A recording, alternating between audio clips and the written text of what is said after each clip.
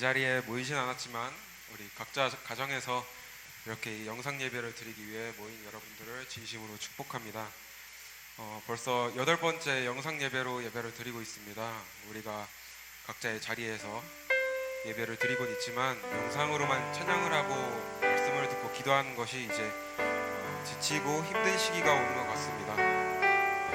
우리 함께 이 찬양 들을 때에 우리가 교회에서 드렸던 그 삶의 예배, 설교만이 꼭 예배가 아닙니다. 우리가 교회에서 나눔을 가지고 또 기도하고 또 성경을 공부하는 그런 시간, 모든 게 다 예배가 될 수 있습니다. 그 예배가 어땠었는지 다시 한번 되새겨보면 이 찬양 함께 불렀으면 좋겠습니다. 보여지는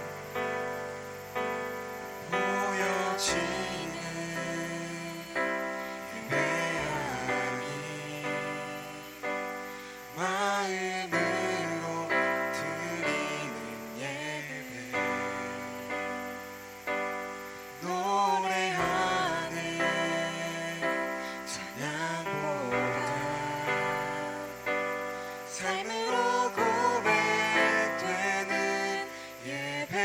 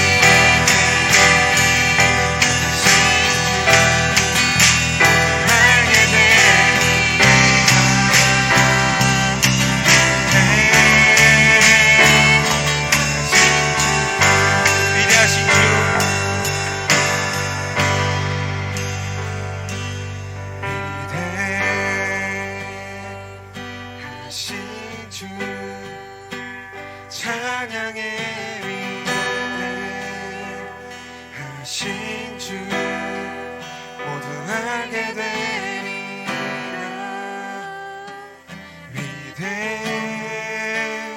위대하신 주.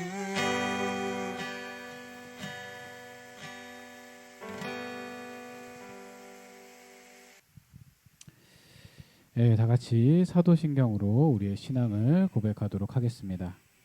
나는 전능하신 아버지 하나님 천지의 창조주를 믿습니다. 나는 그의 유일하신 아들 우리 주 예수 그리스도를 믿습니다. 그는 성령으로 잉태되어 동정녀 마리아에게서 나시고 본디오 빌라도에게 고난을 받아 십자가에 못 박혀 죽으시고 장사된 지 사흘 만에 죽은 자 가운데서 다시 살아나셨으며 하늘에 오르시어 전능하신 아버지 하나님 우편에 앉아 계시다가 거기로부터 살아있는 자와 죽은 자를 심판하러 오십니다. 나는 성령을 믿으며 거룩한 공교회와 성도의 교제와 죄를 용서받는 것과 몸의 부활과 영생을 믿습니다. 아멘. 다 같이 찬송가 171장 찬송하도록 하겠습니다.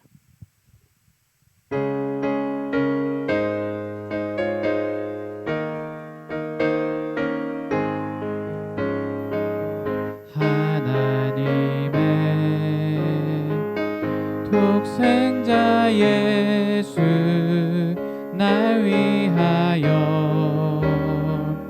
오시었네. 내 모든 죄 사하시려고 십자가 지셨으나 다시 사셨네.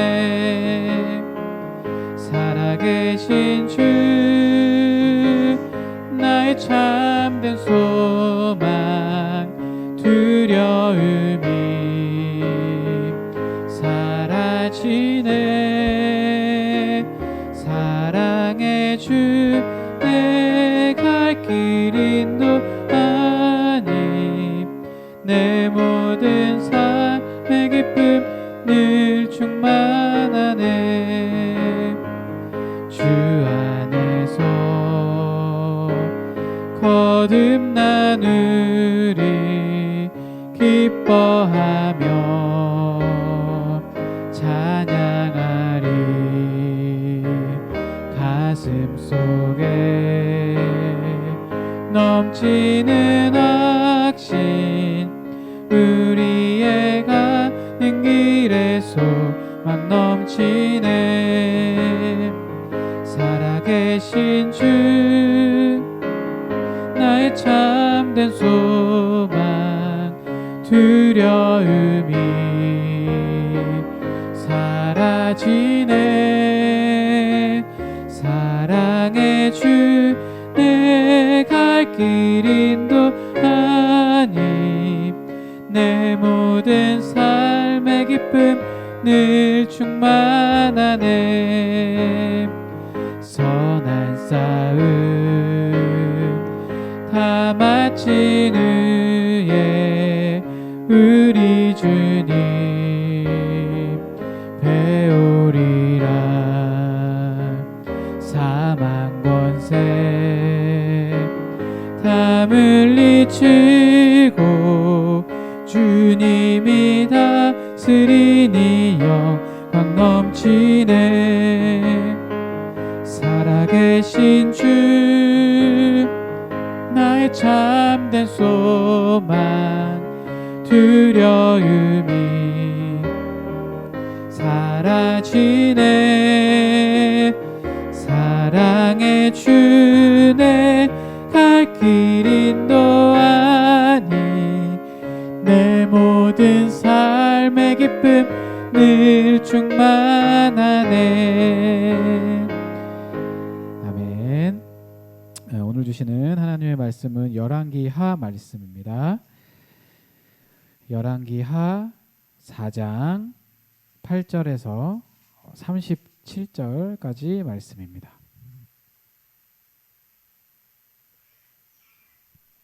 열왕기하 4장 8절에서 37절 구약 565페이지에 있습니다. 오늘 본문이 조금 길어요. 그래서 여러분들 꼭 찾으시고 같이 보면서 좀 읽으시면 좋을 것 같습니다. 열왕기하 4장 8절에서 37절까지 제가 읽어드리도록 하겠습니다. 하루는 엘리사가 수넴에 이르렀더니 거기에 한 귀한 여인이 그를 간건하여 음식을 먹게 하였으므로 엘리사가 그곳을 지날 때마다 음식을 먹으러 그리로 들어갔더라. 여인이 그의 남편에게 이르되 항상 우리를 지나가는 이 사람은 하나님의 거룩한 사람인 줄을 내가 아노니 청하건대 우리가 그를 위하여 작은 방을 담 위에 만들고 침상과 책상과 의자와 촛대를 두사이다. 그가 우리에게 이르면 거기에 머물리이다 하였더라. 하루는 엘리사가 거기에 이르러 그 방에 들어가 누웠더니 자기 사원 게하시에게 이르러 이 수넴 여인을 불러오라 하니 곧 여인을 부르매 여인이 그 앞에 선지라. 엘리사가 자기 사환에게 이르되 너는 그에게 이르라.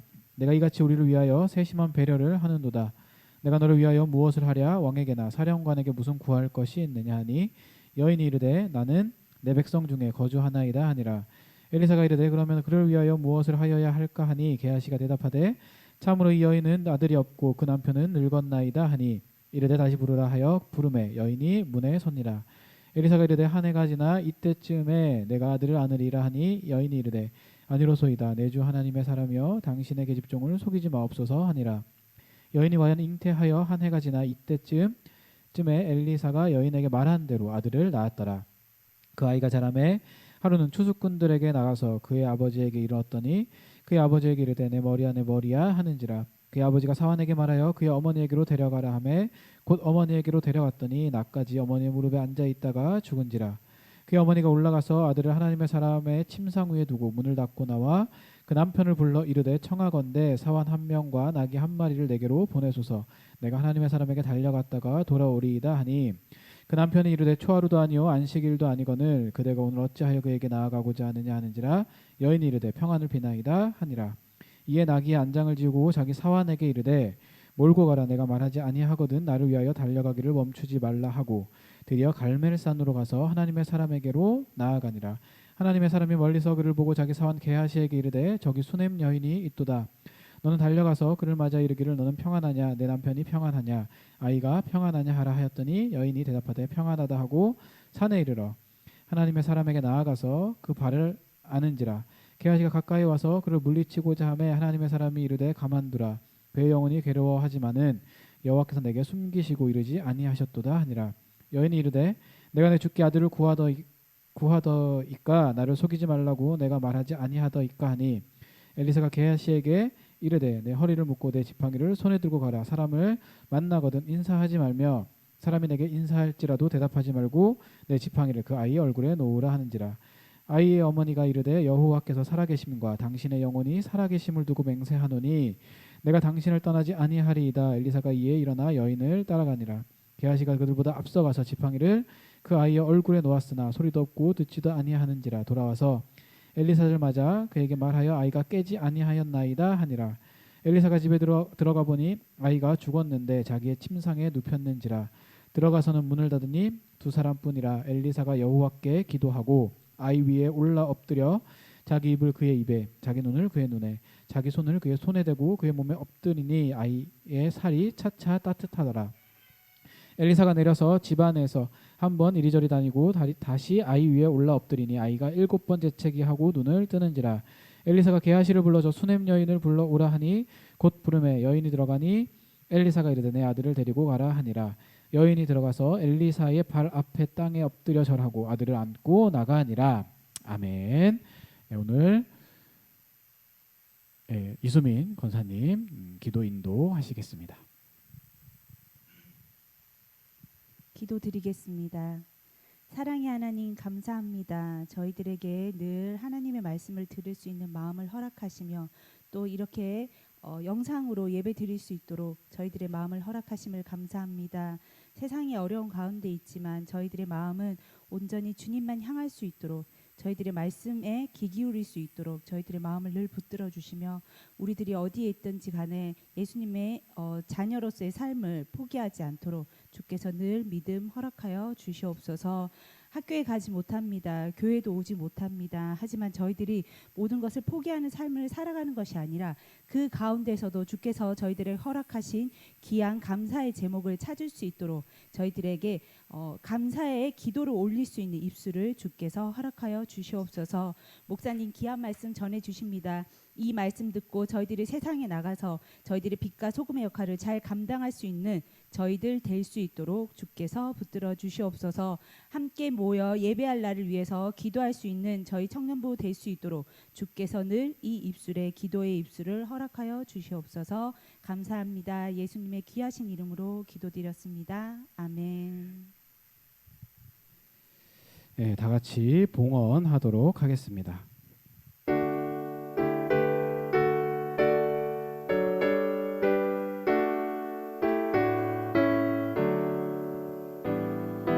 내게 있는 모든 것을 아낌없이 드리네.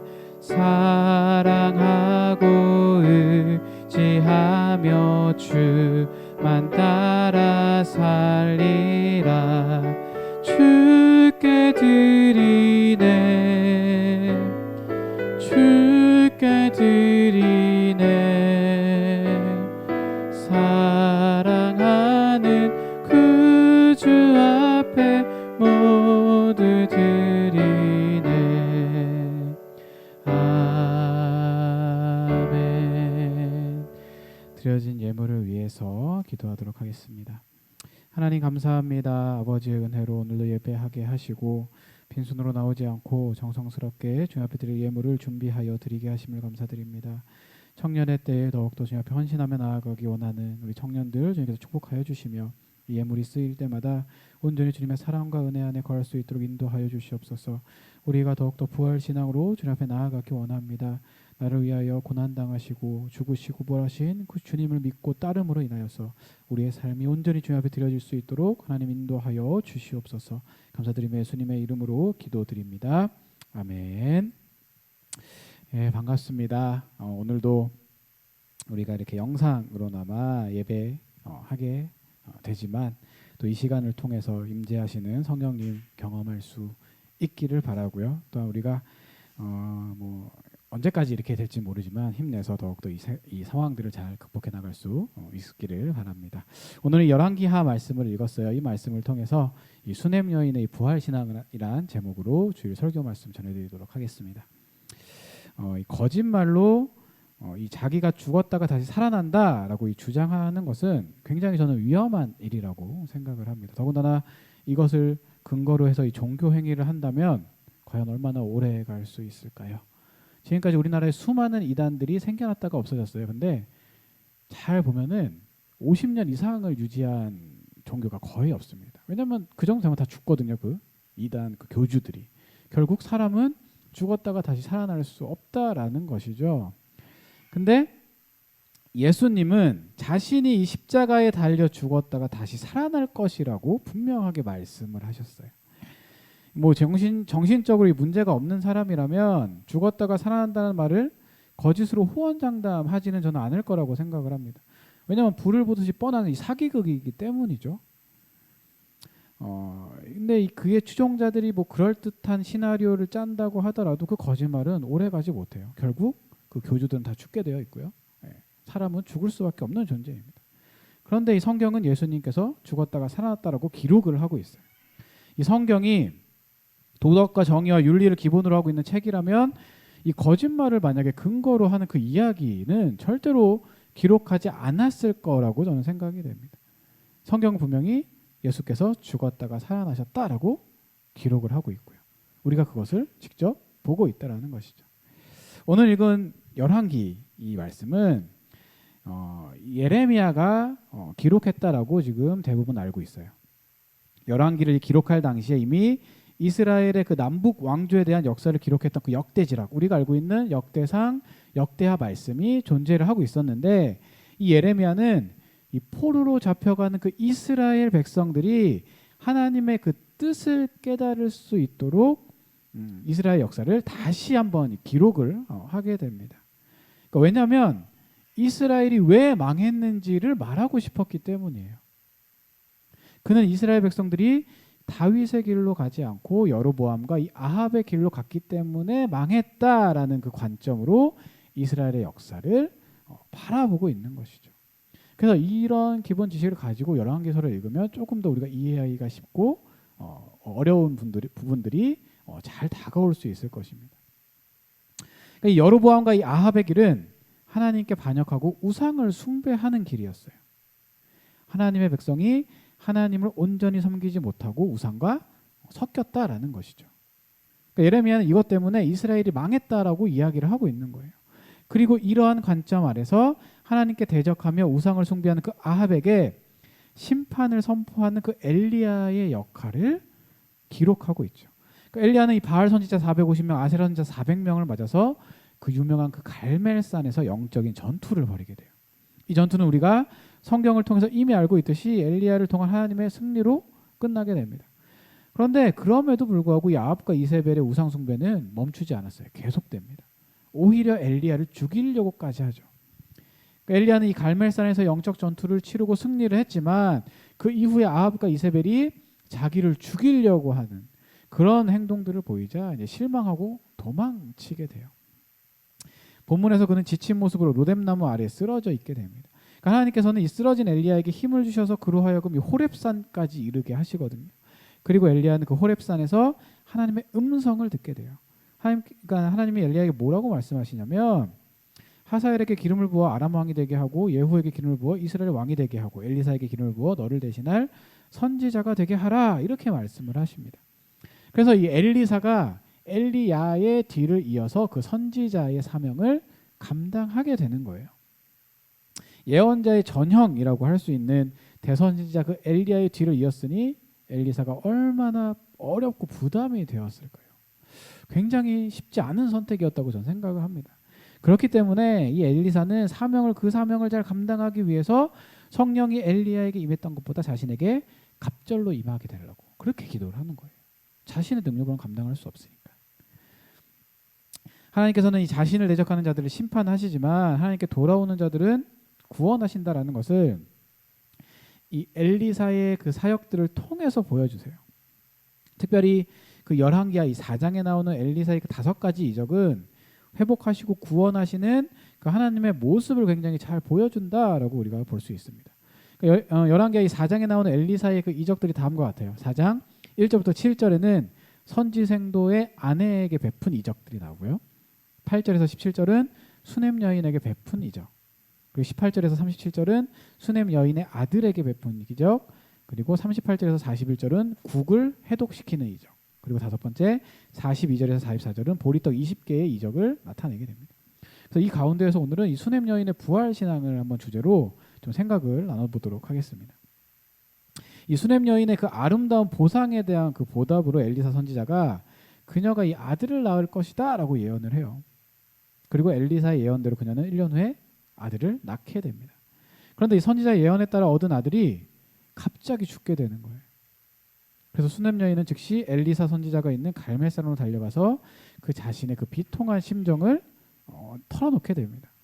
그래서 엘리사는 지팡이를 자신의 사원 그 게하시에게 주면서 가서 아이의 얼굴에 얹어 놔라라고 하지만 아무 소용이 없게 되죠. 결국 엘리사 선지자가 직접 그 수넴 여인과 함께 집으로 내려가서 죽은 아이 위에 엎드려서 하나님께 기도함으로 인하여 그를 소생시키는 그 이적을 행하게 됩니다. 근데 오늘 본문 이 앞쪽의 말씀을 보면 이 수넴 여인이 엘리야 선지자를 하나님의 사람으로 인정하고 정성을 다해서 대접한 것을 우리가 알 수가 있어요. 하루는 엘리사가 수넴에 이르렀더니 거기에 한 귀한 여인이 그를 간건하여 음식을 먹게 하였으므로 엘리사가 그곳을 지날 때마다 먹으러 그리로 들어갔더라. 여인이 그의 남편에게 이르되 항상 우리를 지나가는 이 사람은 하나님의 거룩한 사람인 줄 아노니 청하건대 우리가 그를 위하여 작은 방을 담 위에 만들고 침상과 책상과 의자와 촛대를 두사이다. 그가 우리에게 이르면 거기서 머물리라 하였더라. 그러니까 엘리사는 그들이 정성으로 준비했던 그 방에서 지내게 됐다라는 거예요. 이에 그는 수넴 여인에게 보답하고자 하죠. 그런데 이 수넴 여인은 아무런 욕심 없이 그냥 하나님의 거룩한 그 사람을 대접을 하게 된 거예요. 그래서 그들의 사정을 본 사환이 여인에게 아들이 없고 남편은 늙었다라는 상황을 엘리사에게 전해주게 됩니다. 하나님께서는 그 엘리사 선지자의 그 예언을 통해서 수넴 여인에게 그래서 아들을 허락해 주시는 거죠. 엘리사가 이르되 한 해가 지나 이때쯤에 내가 아들을 안으리라 하니 여인이 이르되 아니로소이다. 내 주 하나님의 사람이여 당신에게 집중을 속이지 마옵소서 하니라. 여인이 과연 잉태하여 한 해가 지나 이때쯤에 엘리사가 여인에게 말한 대로 아들을 낳았더라. 그러니까 아들을 낳게 되었어요. 엘리사의 말은 그대로 이루어져서 수넴 여인이 아들을 품에 안게 되었다라는 거죠. 자, 이 가정의 아들이 얼마나 큰 기쁨이 되었을 거예요. 자식이 없다가 또한 남편은 늙어서 또 아들을 낳을 수 있는 그런 가능성이 별로 없는 상황 가운데서 아들을 낳게 된 거예요. 너무나도 기쁜 그 아들이었는데 잘 자라던 아들이 갑자기 죽게 됩니다. 수넴 여인에게는 너무나 큰 슬픔이고 이 절망일 수밖에 없는 거예요. 그 수넴 여인은 죽은 아들을 그 엘리사 선지자의 방에 누이고 하나님의 사람 엘리사를 직접 그래서 찾아가는 거죠.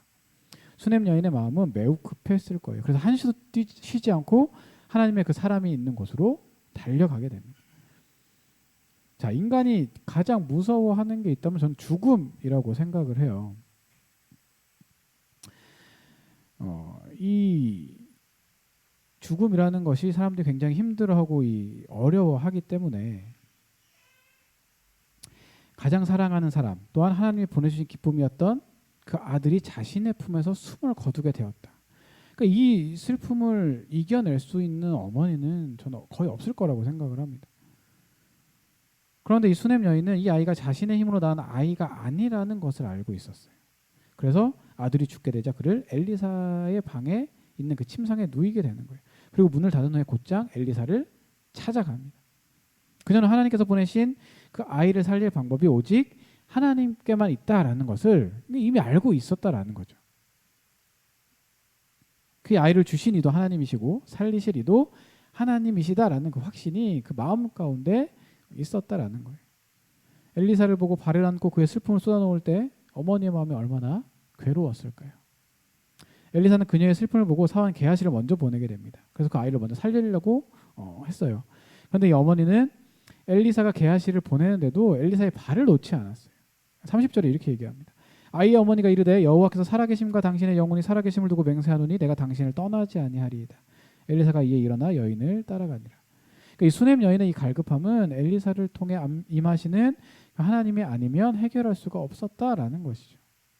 죽음이라는 거대한 문제는 하나님이 아니면 해결할 수가 없다라는 거예요. 마침내 엘리사가 여인의 갈급함에 응답해서 같이 내려가게 됩니다. 게하시를 보냈으나 아들의 생명이 돌아오지 않았음을 알게 되었으니까. 수넴 여인의 이 간절함에 응답하신 하나님께서 엘리사를 통해서 그 아들을 살려주시게 되죠. 살아난 아들을 다시 품에 안을 때 어머니의 마음은 말로 다할 수 없는 기쁨으로 아마 저는 가득했을 거라고 생각이 됩니다. 하나님은 죽은 자를 살리시고 또한 그 죽음을 이기시는 분이라는 것을 이 수넴의 한 가정에 친히 보여주신 그런 사건이라는 거예요. 수넴 여인의 그 아들이 살아나는 이 이야기는 한 가정에서 일어난 이야기지만 하나님의 사건입니다. 이거는. 또한 생명을 살리시는 예수님의 사역을 예표한다라고 볼 수가 있어요. 우리는 인간의 이성으로 이해할 수 없는 그런 사건을 이적 또는 기적이라고 부르잖아요. 그리고 성경을 읽을 때면 인간의 이성으로 이해할 수 없는 내용을 어쩔 땐 또 받아들이지 않으려고 할 때가 있어요. 이게 진짜 일어날 수 있는 일인가? 이거 의심스러운데? 이럴 때가 있다라는 거죠. 때로는 우리는 이적이나 이 기적을 상징적으로 보기도 해요. 그래서 이를 통해서 교훈을 찾으면서 영적인 의미를 부여하는 것으로만 해석하려고 합니다. 그런데 성경에 나오는 이적과 기적은 인간의 사건이 아니라 하나님의 사건이다라는 것을 분명하게 우리가 기억하고 있어야 돼요.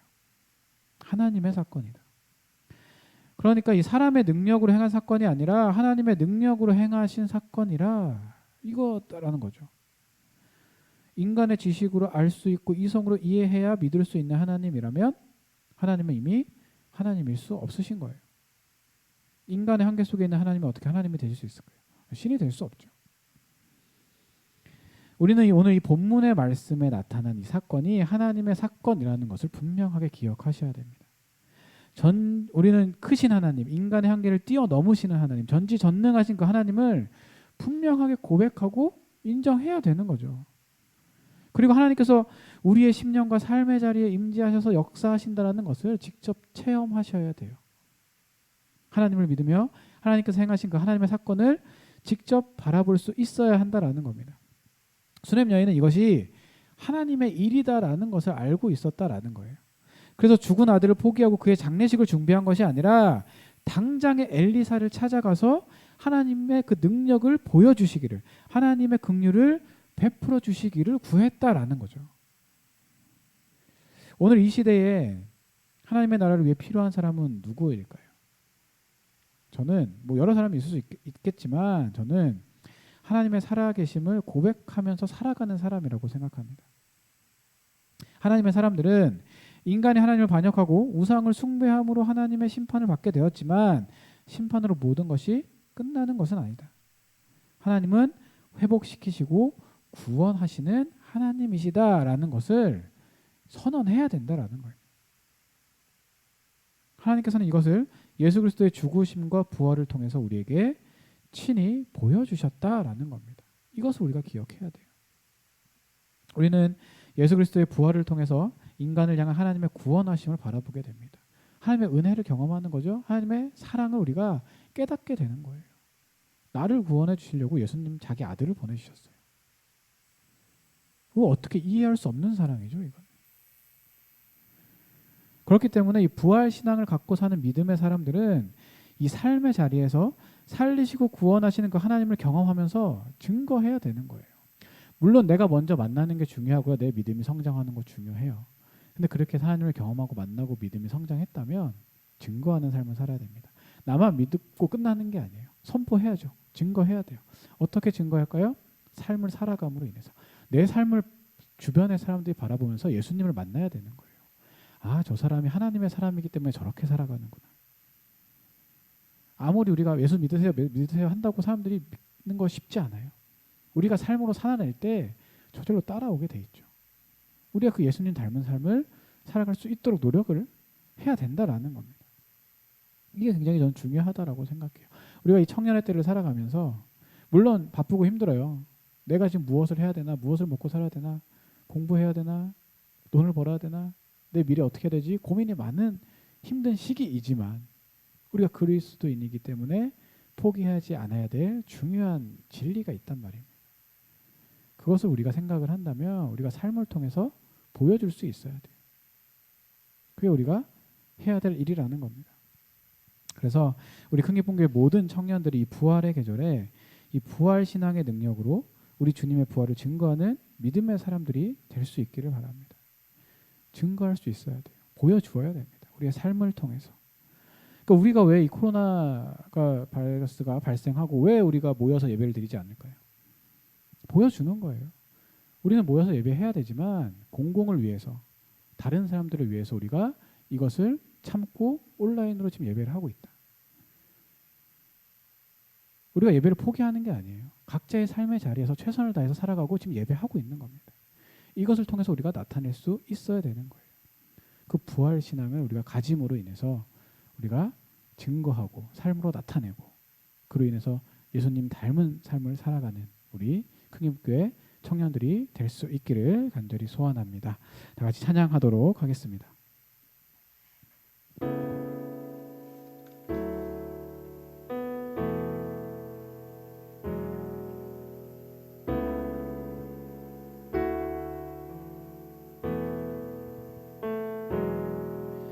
소망 없는 내 삶에 새 생명 허락하신 날 향한 주님의 은혜 놀라운 주님의 사랑 삶의 문제 힘겨워 눈물만 들일 때도 날 안아주시는 주님 한없는 주님의 사랑 나 찬양하네 나의 믿음 주께 드려 나의 삶이 주를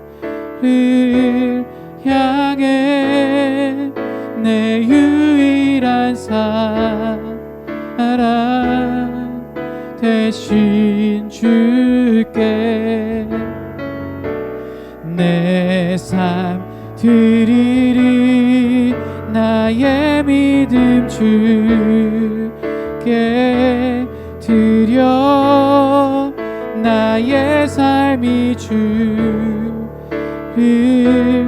향해 내 유일한 사랑 되신 주께 내 삶들이 나의 믿음 주께 드려 나의 삶이 주를 향해 내 유일한 사랑 되신 주께 내 삶 드리리 나의 믿음 주께 드려 나의 삶이 주를 향해 내 유일한 사랑 되신 주께 내 삶 드리리. 하나님께 우리의 삶을 드리기 원합니다. 아버지께서 함께 하여 주시고 우리의 삶을 통하여서 예수 그리스도를 증거하며 선포하는 삶을 살아갈 수 있도록 아버지 인도해 주시옵소서. 이 청년의 때에 더욱더 헌신하며 나아가기 원합니다. 하나님께서 원하시는 삶을 살아가고 주님 말씀에 온전히 순종하여 주님께 영광 돌리며 주님께서 기뻐하시는 예배와 삶이 될 수 있도록 하나님 아버지 함께해 주시고 인도하여 주시옵소서. 지금은 우리 주 예수 그리스도의 은혜와 하나님 아버지의 놀라우신 사랑과 성령님의 감화 감동 교통 역사하심이 우리의 삶을 통하여서 예수 그리스도의 부활 신앙을 믿고 선포하고 증거하기 원하는 우리 큰길교회 모든 청년들 위해 그 가정과 교회와 역사 위에 이제부터 영원토록 함께하기를 간절히 축원하옵나이다. 아멘.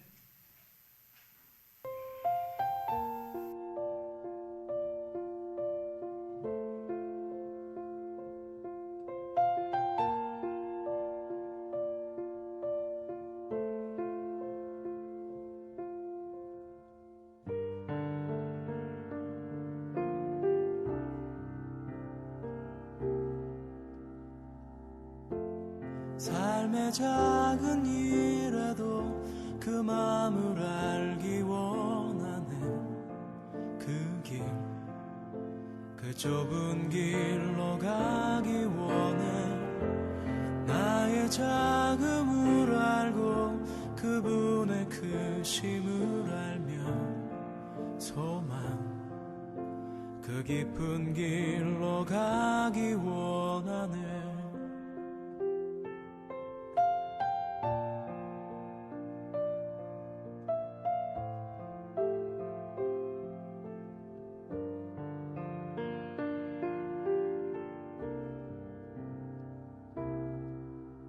저 높이 솟은 산이 되기보다 여기 오름직한 동산이 되길